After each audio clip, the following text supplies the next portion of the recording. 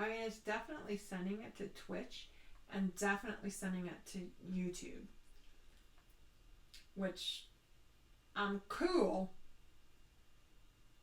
I'm cool about. Okay, so finally, here we go. Okay.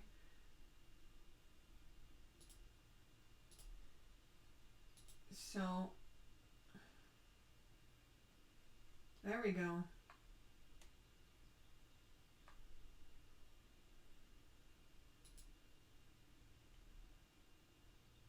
Twitch and definitely sending it to YouTube. Let me mute that. Thanks. Okay.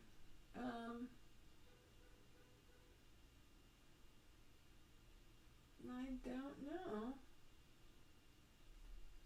Hi guys. What's up? Say hi.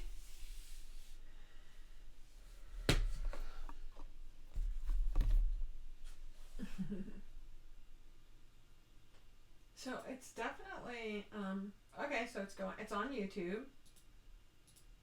We'll see if it makes it to all three platforms like it is supposed to.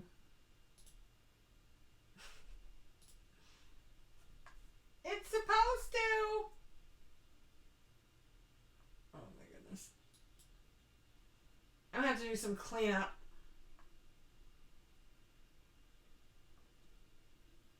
Okay, so it's definitely sending to YouTube. Okay, so let me just make sure it is sending to Twitch. That's the other one. Hi guys, say hi. Don't be shy. Don't be shy. Okay, so I think I finally got it to all three platforms. Which, yeah, that's pretty cool. I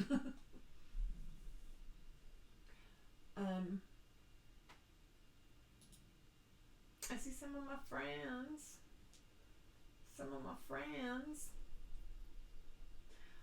Alright, so let me go this way. And, alright, so finally got that done. I am going to try to get a what's called a mocha extension, so that I can get wired connection into this room without having to rewire this house, which we're renting and not really ours. So we can't really do all that stuff too. But I'm actually trying to stream over Wi-Fi, which is incredible, right? And that it might be a little slow or whatever the case may be, but I think that we should be fine. I think that wired connection into this room. I don't know why it doesn't do that automatically. But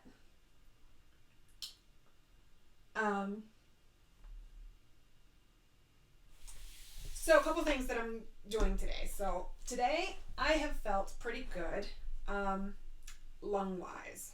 So I don't have my oxygen on, but I've had quite a bit of challenges lately with my health. The most pressing being that my ears seem to not work.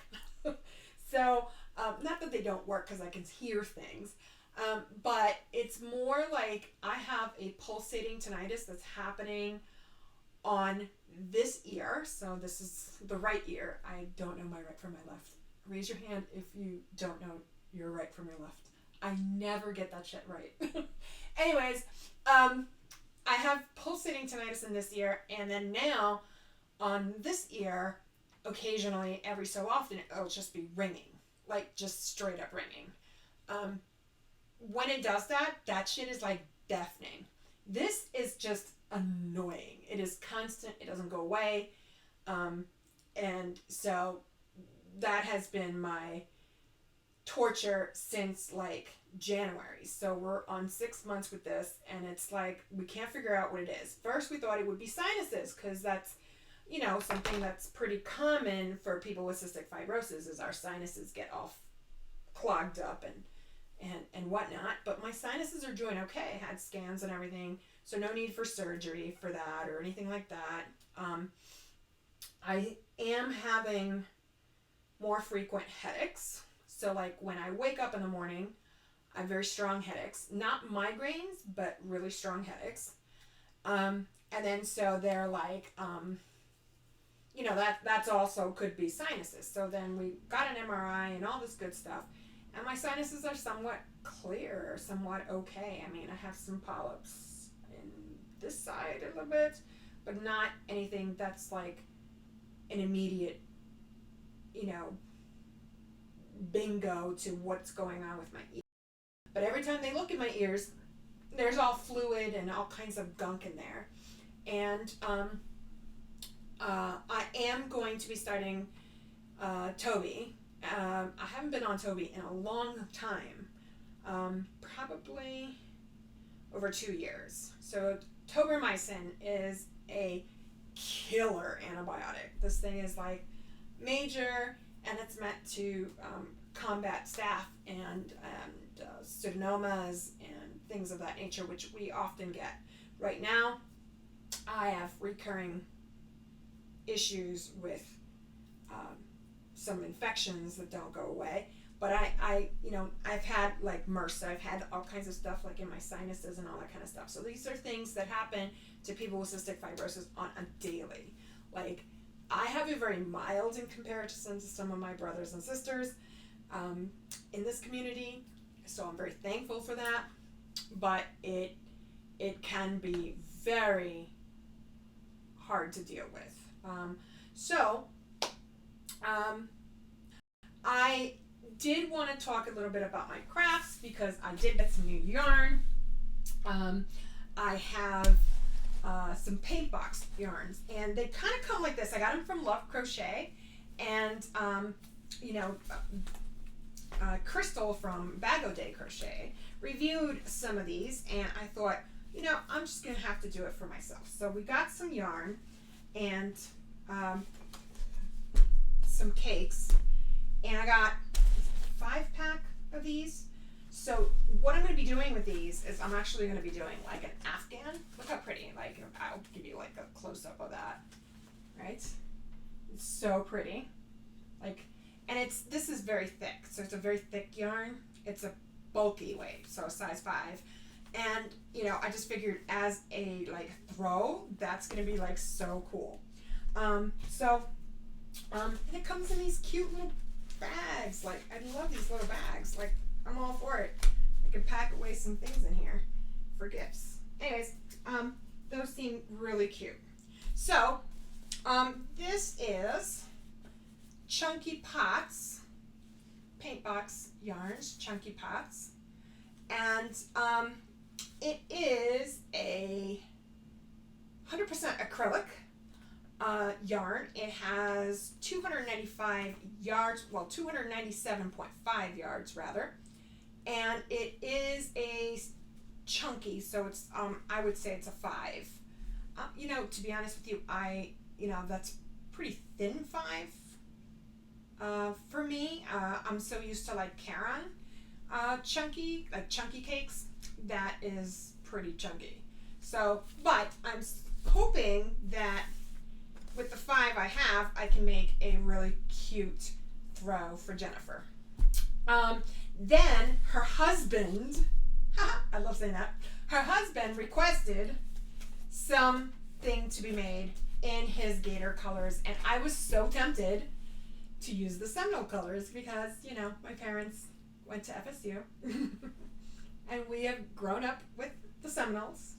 So I was so tempted to create a like something that would be of the Seminole colors, which is maroon and gold, right? And send that over, but I'm not that cruel. I promise Shannon I'm not that cruel. But I did get him his gator colors, so I'm going to be making him something with his gator colors. He said he wants like a backpack like the one that I made for Jaden. So, hi April! How you doing, sweetheart? Love her.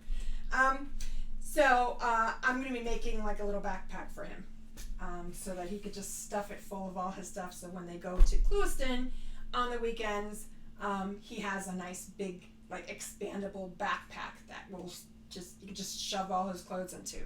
And I think that Jaden is doing that with hers, so he was quite enamored with that idea.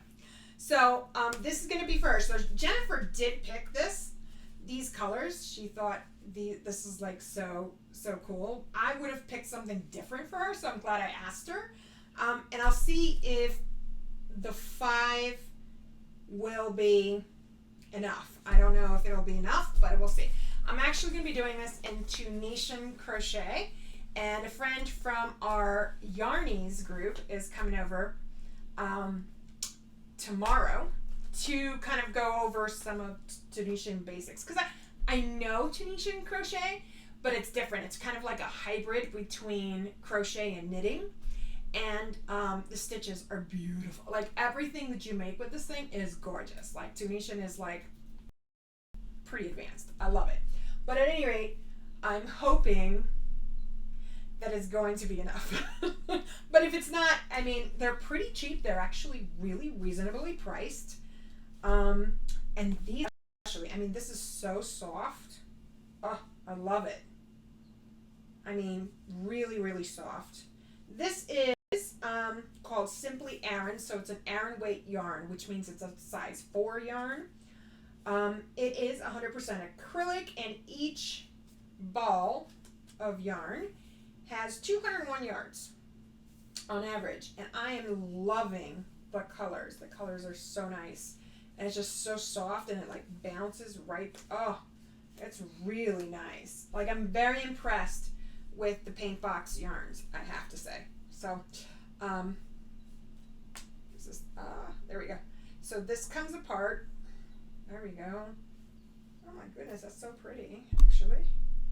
And apparently you can get it from either side. So I like it. I like a center pull. I don't know about you guys, but I like a center pull. I like my yarn to come from the center of the cake out, or the center of the ball out. And I have to say, I'm pretty impressed with some of the yarns that come from Hobium. They actually have little like tags where you can like, they put the ends in a, they put like a little tag at the end of the yarn, so you can like pull it out really quick. It's really cool.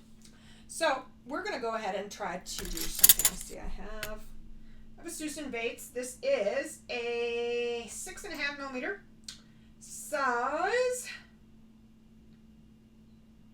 10.5 US. It doesn't, you know, Susan Bates doesn't give me letters, and I'm not like smart enough to remember letters and numbers and stuff. So 5.5. So let's try to do some stuff with Heather.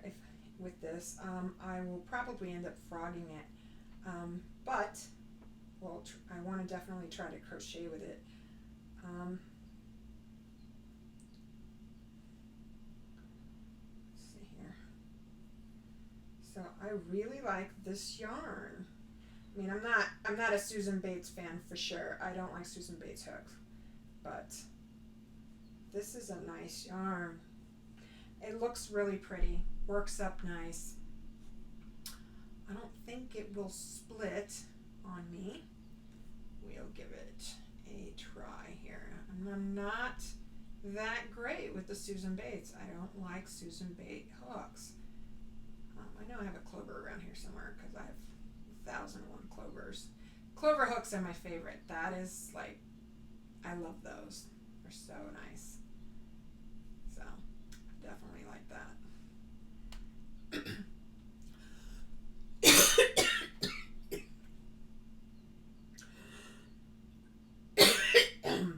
Okay. So yeah, I definitely. Oh yeah, that's really nice. You know what? It's definitely bulkier than a 4, but it is a little less than Karen Chunky cakes, for example. So I'm not really liking these Susan Bates. Let me find a close around here. So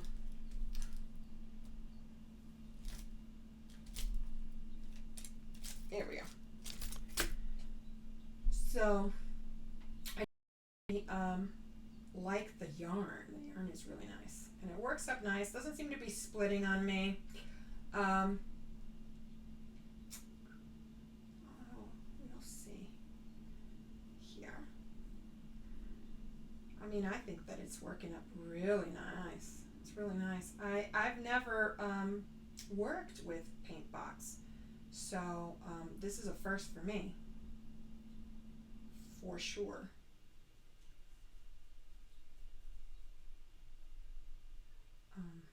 Looks really nice. Looks really pretty. Let me see if I can move some of these. I love it. Glides well. Works much. I mean, at least for me. I work better with a clover hook. I've been used to them for so long. I'm a little spoiled. Let's just say. So let me see if I can switch you guys out. Here. And so that you can see a little bit better what I'm doing. Okay, so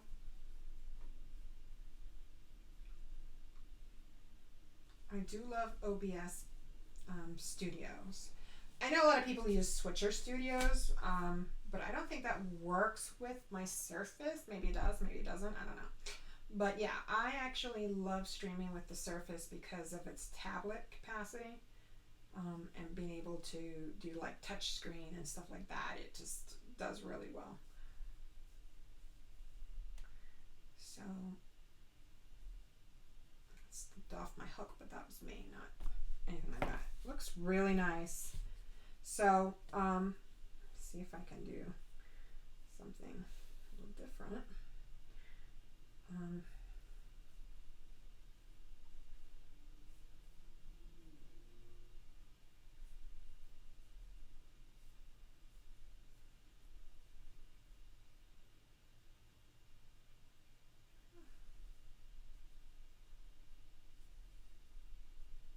I'm going to do a little bobble stitch here. Let's see how much I can get through. Oh, that looks nice. So I definitely love this yarn. Very nice yarn. Oops, slipped right off. I think that it will make a really nice blanket. I just hope I have enough, and if I don't, I'll have to get some more. Let's see how well it frogs. Look at that. Just wonderful. Look at that. Perfect. I love it. Love, love, love, love, love that. So next, guys, let me see if I can put this somewhere. Okay.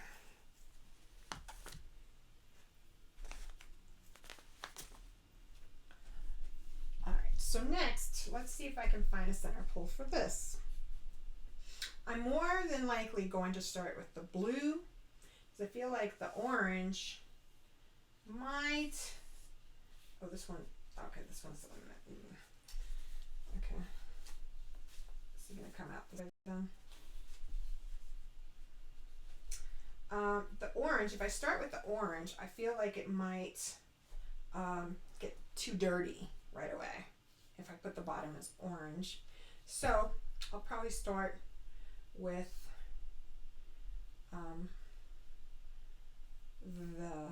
oh yeah, this is going to be nice. Oh wow. I think this one's a little bit, this one might split a little bit more, I think. We'll see.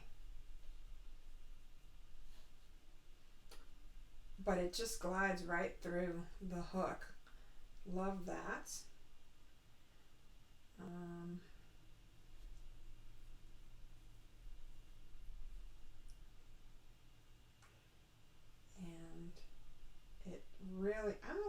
doesn't split. I mean, it just looks like it's wound less tight, right? But it doesn't look like it splits. So that's pretty cool.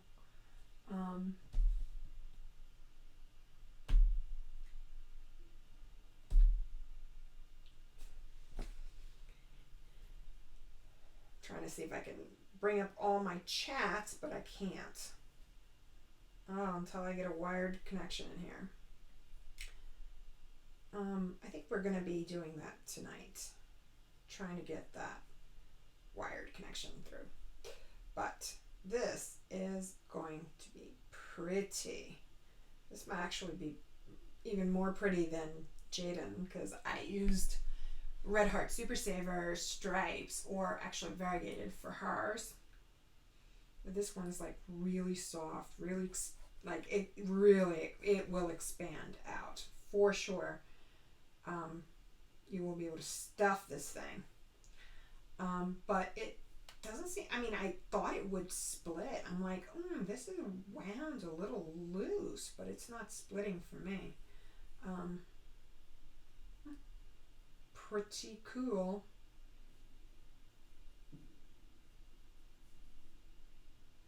And then my husband should be coming home soon. And then he will be on camera with me. Hopefully. We did say that we would start doing some stuff together like that. So I'm still waiting for my Toby. Can I just say, all right, specialty pharmacies, man, are they a pain in my ass. Whew. They are just, I mean, it's an issue. I mean, I get why they exist, because, you know, these medications are very specialized and they're just not meant to be available, you know, at your regular CVS store or wherever. So I get why they exist, but they're a pain in my butt. Like, they take forever. Like, I went to the doctor and we discussed the plan, which is me going on Toby, right? What was that? Wednesday? I can't even remember.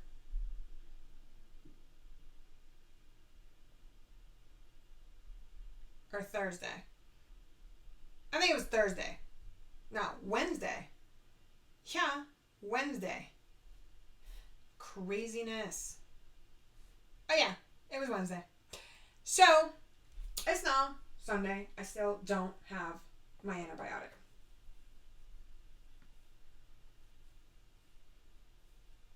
Yeah, let's discuss that. They just, I mean, these are priority medications. Like, you know, if I've got staph, which has been the most usual one for me, then, you know, gotta get on it. I've been on Levaquin. I've been on all of those. I've been on Levaquin. I've been on doxycycline. I've been on Biaxin. Freaking, I can't even tell you the oral antibiotics we've exhausted. So that's why we decided to go on Toby. But we'll see if tomorrow they'll give me an answer to what it is and then how much it's going to cost me, because that's the other thing, right? Is the cost of these medications. I mean, my Pulmozyme, bro. Okay? My Pulmozyme is like $10,000. So, this is really nice. I like this. And it's got like this pretty like sheen to it. It almost looks like it's got some sort of wool in it, but it doesn't. And I honestly thought it was going to split on me. And it didn't. See how it frogs. There you go. Frogging is taking apart your yarn project. A lot of people ask me that. They're like, what's frogging mean? Taking apart your yarn project. And then of course, there's the next question. This isn't frogging that easily. Yeah. Oops, I think I went straight through. Oh, yeah. I see it. I see it. Okay, so this isn't frogging very well. We'll see. Okay. The next question they asked me is, why would you do that? Well, mistakes happen. That's all I'm going to say about that. Mistakes happen.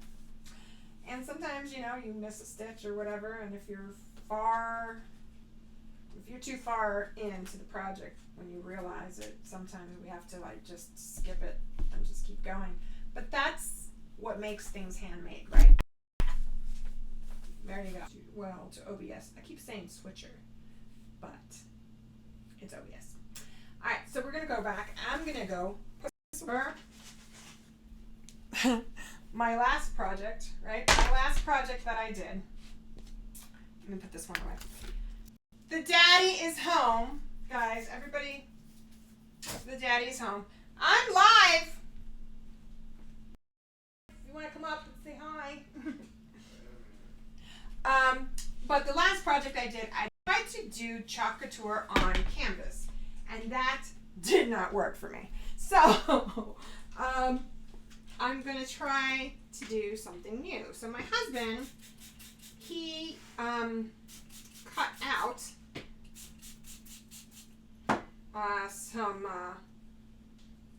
some chalkboard that we bought at Home Depot, and I'm just going to use the frame, the same exact frame that I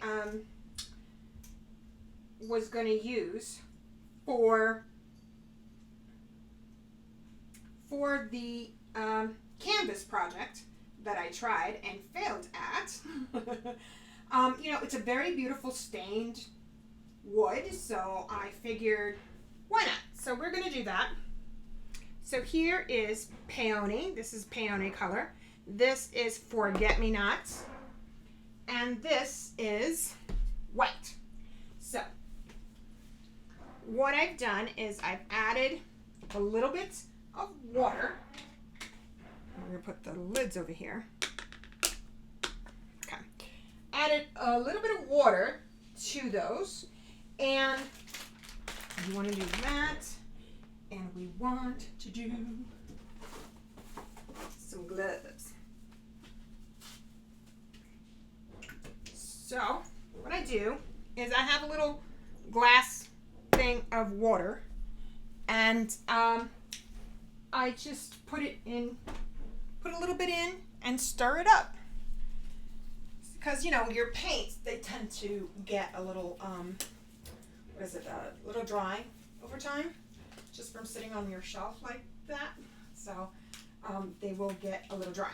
But a little water, and let me take my rings off, at least my engagement ring. All this seems to give me trouble with these gloves.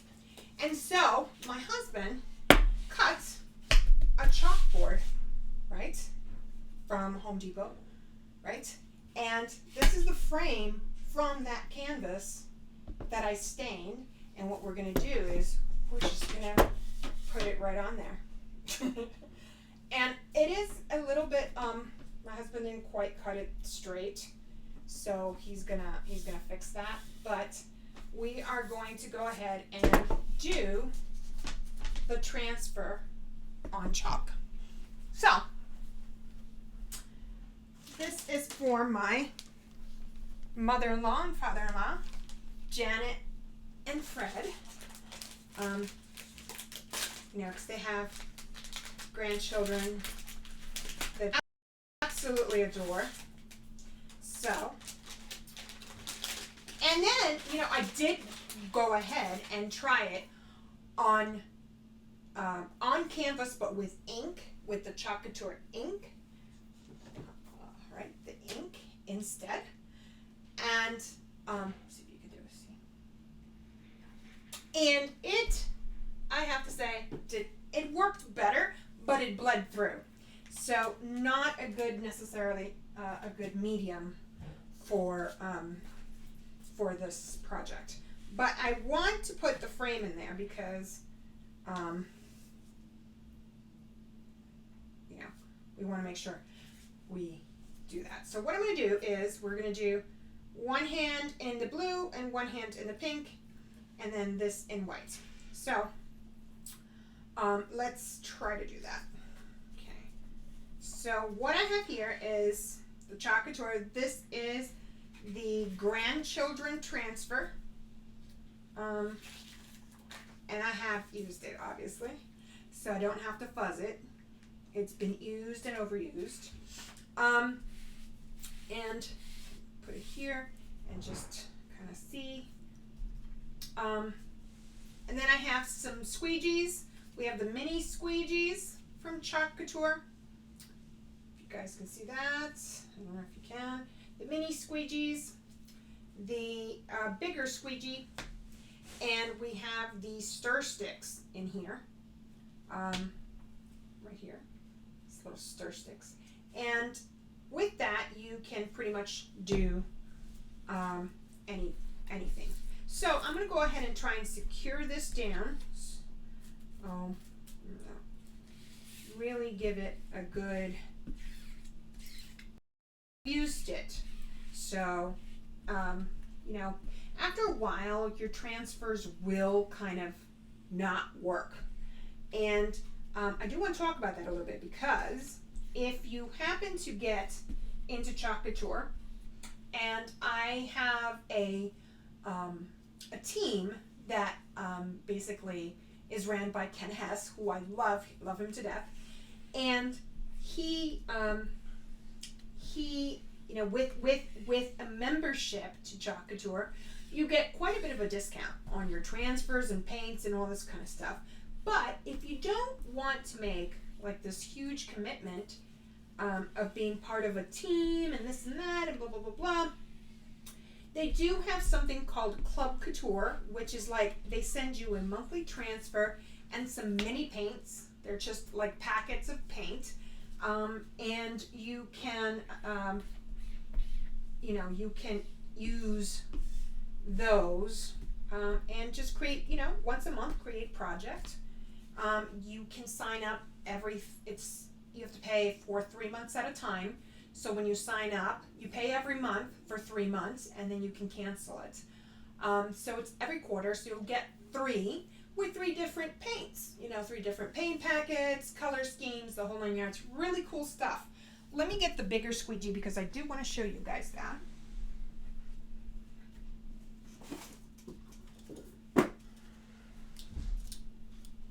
Okay. We have this bigger squeegee here, which really gets in there, right? Okay. So we want to make sure that it's somewhat centered. Let's see. I might have to pick that up and readjust it. And that's the great thing. Like if you don't feel like it's necessarily straight. Okay, here we go. You can just pick it up and readjust it.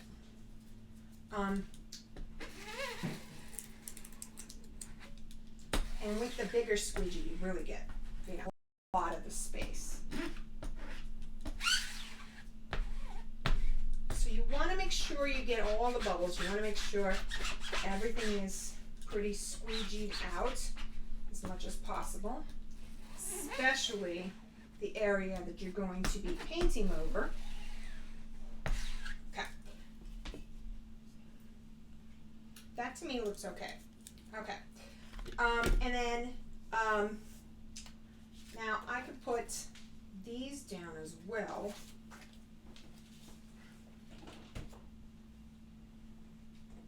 My husband is home. He'll come say hi, maybe. He's very shy. But here we go. And then we just put this on the side for a minute.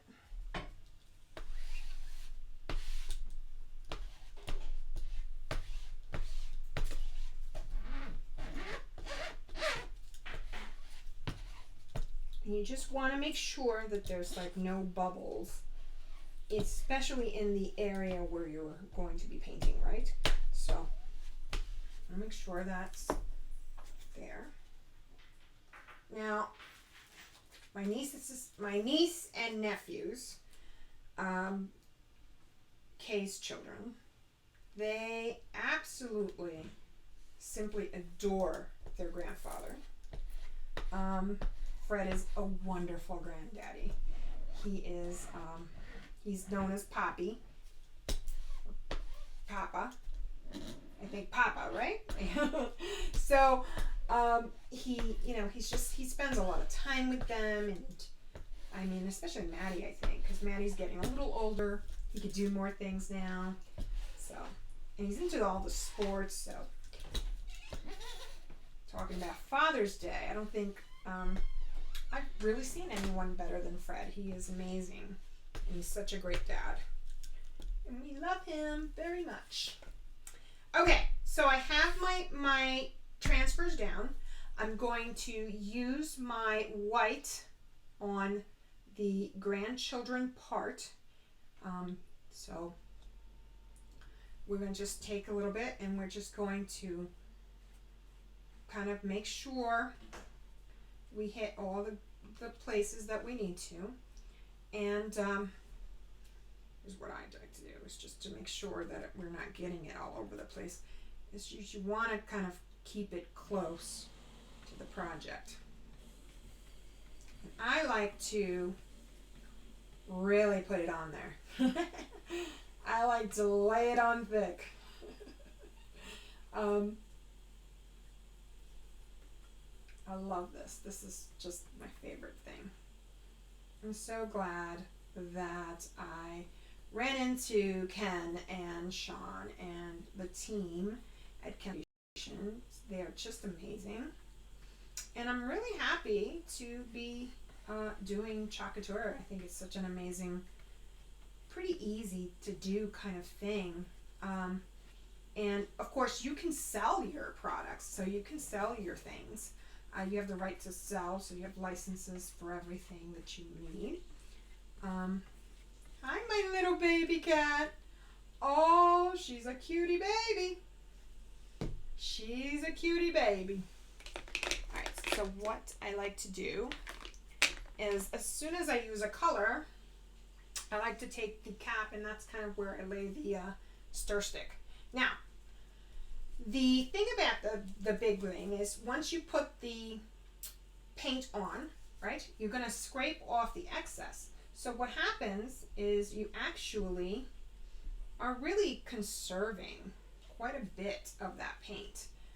So what I do is I just put it right in there. And you're not wasteful. So let me tell you, these tubs, I mean, I was skeptical, okay? I was like, okay, this is not gonna last. Like, these little things are not gonna last very long.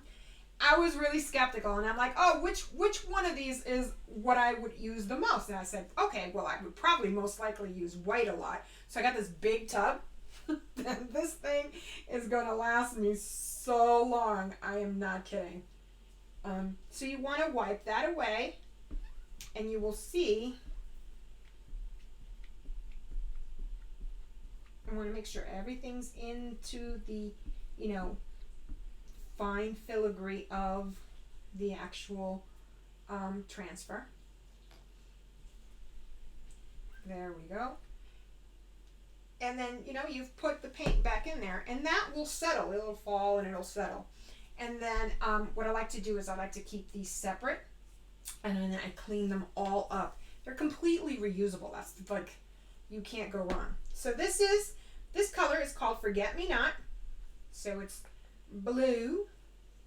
And you can, you know, like, say for example, if you only had boys, right?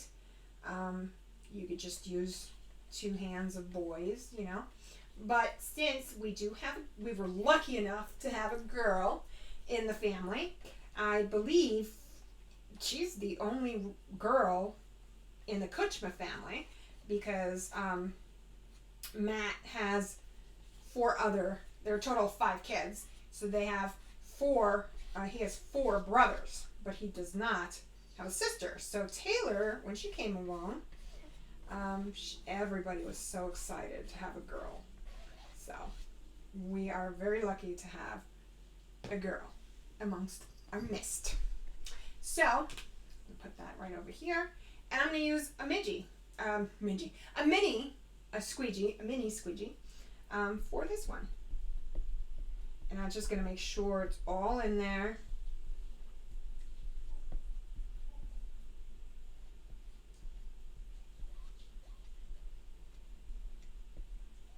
And just remember, like this is chalk. So basically, if you make a mistake, you can always redo it, right? I think this is a bubble, and that might be a problematic. We'll see. So let me just make sure that this is really in there. All right. And this is peony. This is a nice little color. I love it. It's more of like, it's not a pastel pink, but it's like a little brighter than pastel, which I like. So we are going to put that one on there. And just kind of paste it on there. Isn't that what chalk really is? It's just paste, right? At the end of the day. Okay. And then I'm going to take this and put this here. And we are going to use another mini squeegee and just really work that in. And you will see that I could just save all that paint by putting it right back in there.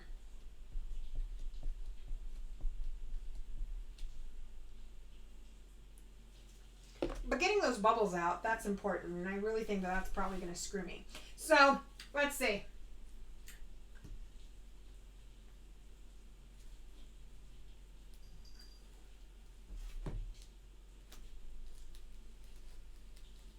Oh, very cool. Oh, I don't think it went through. It might be the transfer. I used it too many times, probably.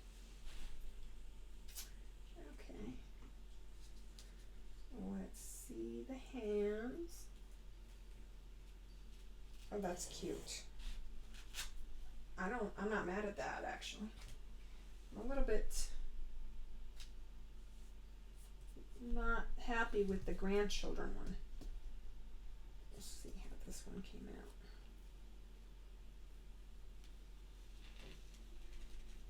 But I love that. That's cute. That's really cute. It might just be the transfer. I might have just used it too many times. But that's the gist of it. And what I'm going to do to it is then put this on it. And then they'll have a chalkboard. Now, since this is chalk, you can literally like just wipe it clean with anything that's wet. So like, for example, wipes. I use that a lot, like just baby wipes. You could do that.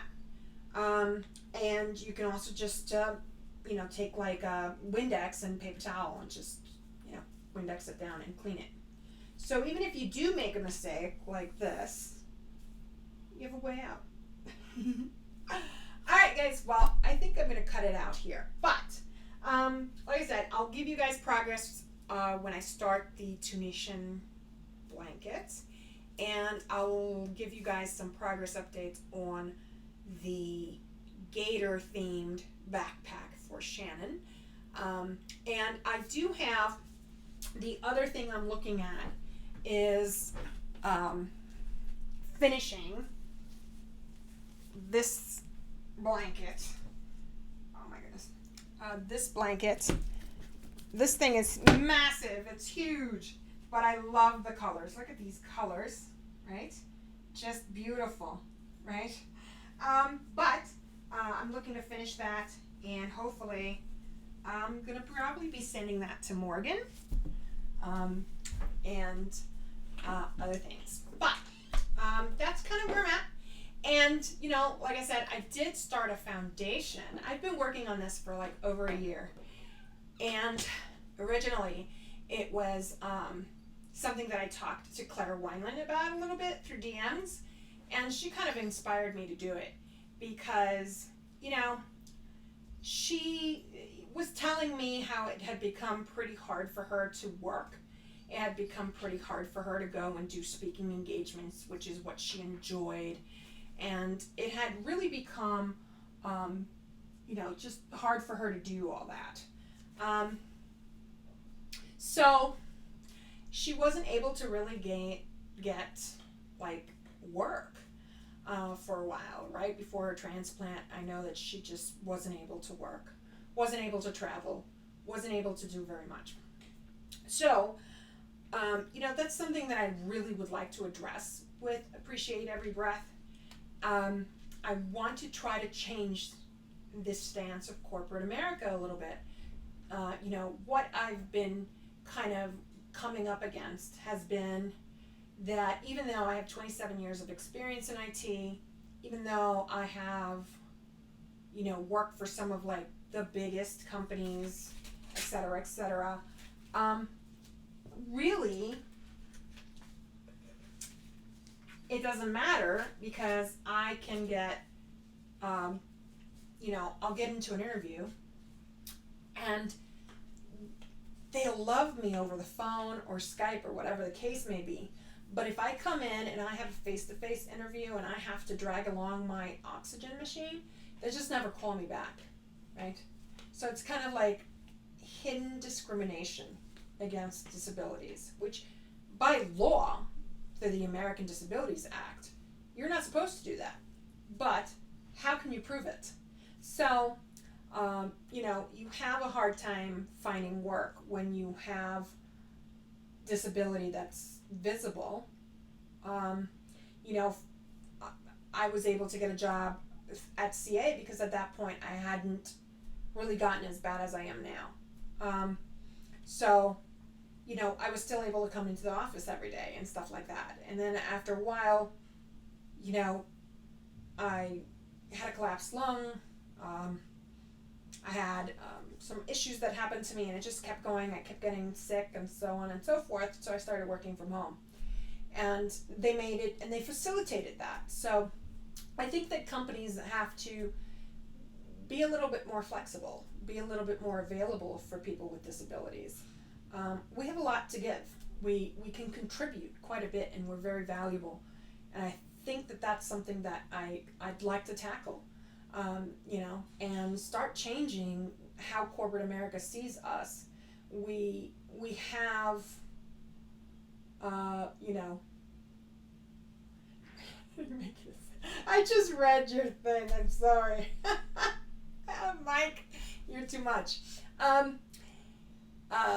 But anyways, people with disabilities, I'd like to change that. I'd like to change the rhetoric or the belief that, we're going to be problems or we're going to not contribute, not do our part, this and that. That may happen. Yes, it may happen that we have to be hospitalized or whatever. But with a little flexibility, that hospitalization can actually turn into a work week, right? So like if I'm hospitalized for a week, I got nothing to do. I got nothing to do, literally, in the hospital besides be on the computer, right? So why couldn't I just log into the VPN and do my work? Makes sense to me, right? I mean, anybody that has cystic fibrosis knows sometimes we get freaking bored in the hospital, man. Just bored. And, we'd like something to do. Well, I'd love to be able to work, to be honest with you. I mean, even CA, they wouldn't let me work from the hospital. I was like, I don't understand that. Why not? Let me get my work done. So, at any rate, I really would like to change that. The other thing that I'm looking to address is mental health. With chronic illness of any kinds, be it diabetes, be it whatever, there's a certain level of mental health that tends to, deteriorate. Your emotional stability is lessened because you are just dealing with so much. So there's a lot of that happens in our community for cystic fibrosis patients, and we need to have better access to therapists and things of that nature. So I think that's necessary. It's grandchildren, man. It's the handprints of grandchildren, not turkey hands. Oh, Jesus. Anyways, but yeah, so that's one of the things that I'd like to address as well is bring accessible mental health care professionals to our patients. Oftentimes, even if we have insurance, going to a therapist is considered a specialist. And when it's a specialist, right? You know where I'm going with this. When it's a specialist, your copays are higher, right? So let's just say for your, specialist copay, it's $25. It's $40, right? Whereas if you went to your primary doctor, it might be $20 or it might be $10 or whatever the case may be, right? People who don't have income can't afford $40 a week for a copay. They just can't. So I want to bridge that gap. So I want to have grants where we put, money to good use as far as like getting mental health care. And, if you have insurance, we'll grant you money that covers your copays. And if you don't have insurance or are underinsured, your insurance doesn't cover behavioral health, we can grant that as well. Dawn, hi, how are you? I am just I'm gonna go to the bathroom and get these washed, but I think they're done. I think that I might have,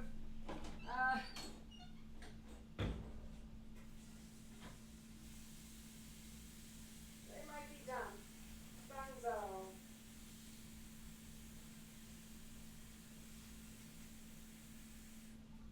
All right.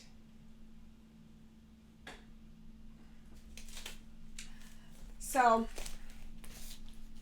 like that's really the other side of the coin that I want to target, the mental health stuff, and also just, the third and final thing. I don't know if you guys know this. You may not. If you have cystic fibrosis or if you have any other type of disease that may at some point in your life require an organ transplant, let me go. I'll be right back.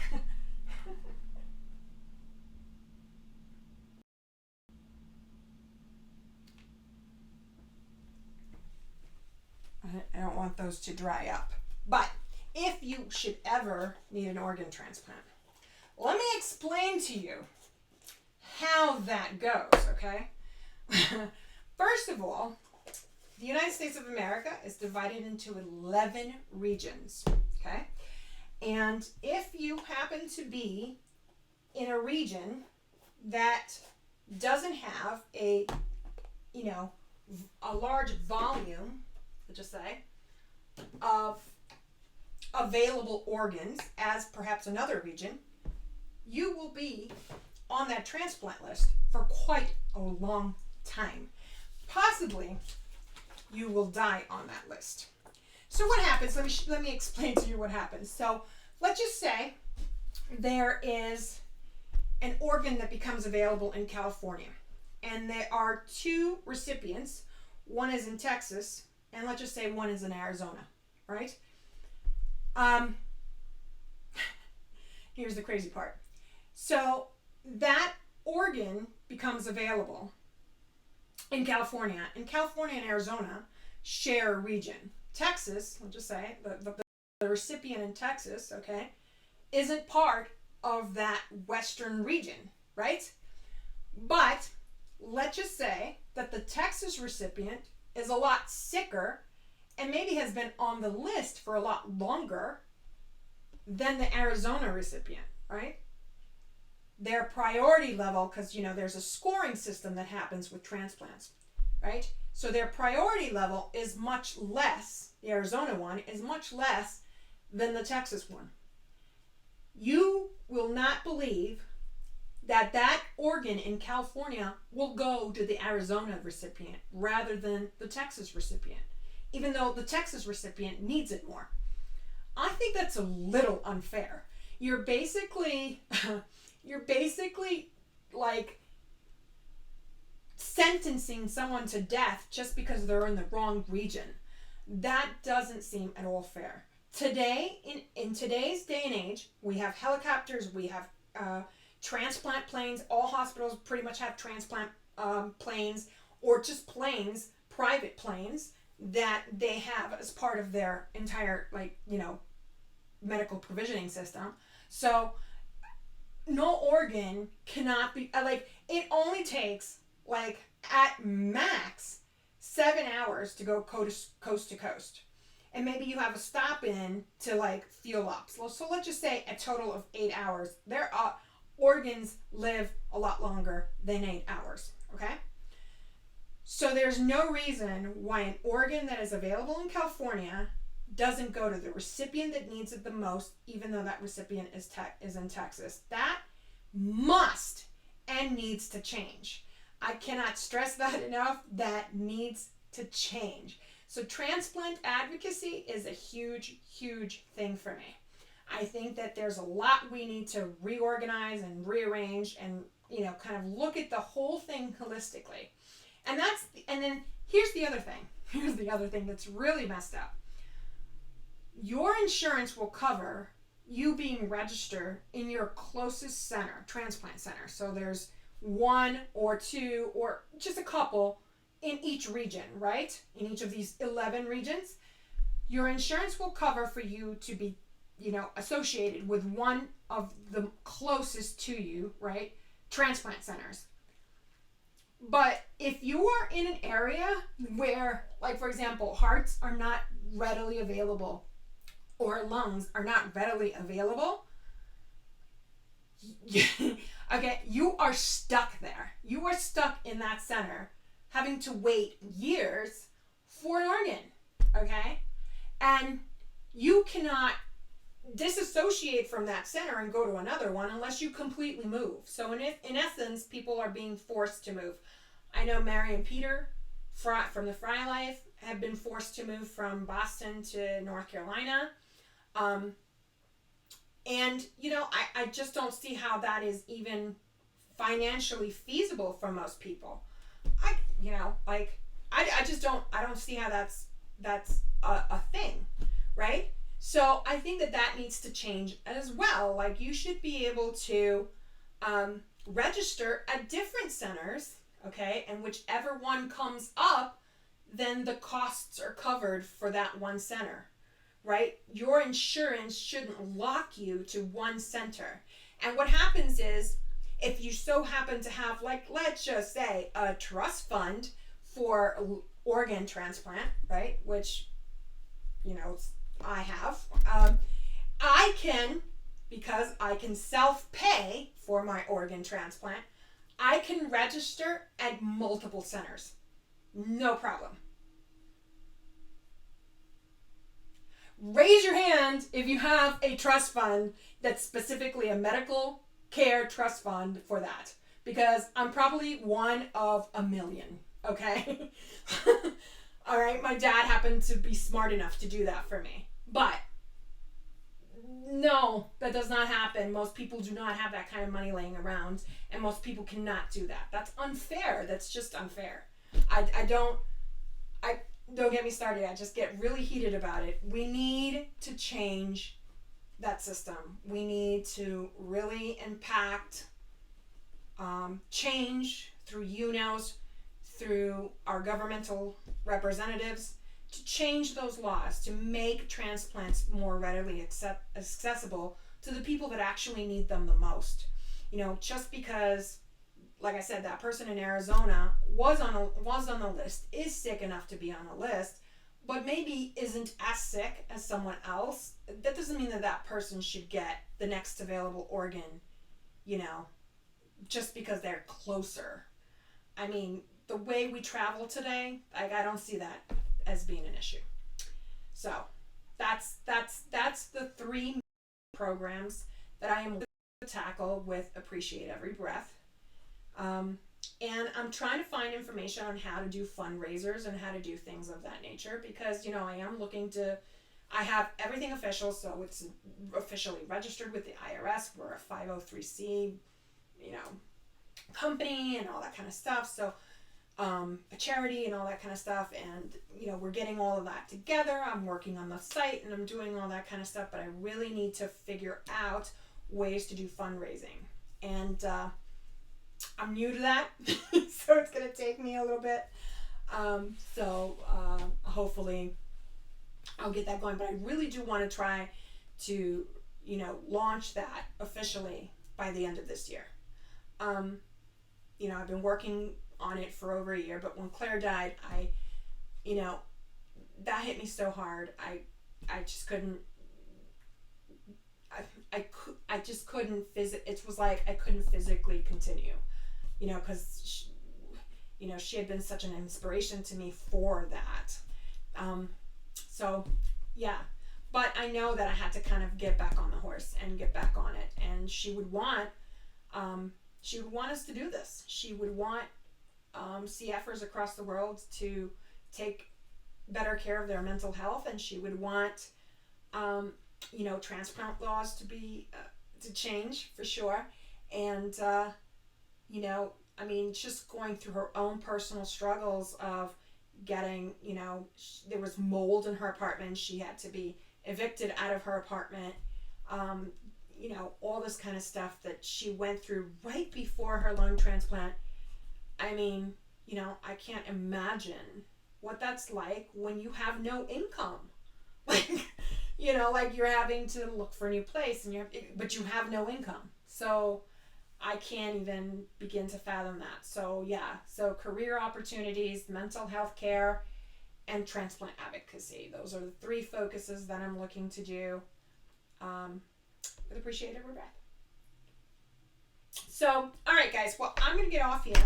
I hope this was cool. I did a couple different things, and I hope that I inspire you to try something new. That's really what it's about. I do a lot of things. So I do a lot of crafts and a lot of artwork and things of this nature. And I sing and do all these things. So I like doing a lot of different things. But if I could take you along and then kind of talk to you, that's the best thing I can do. So until next time, I'll see you then.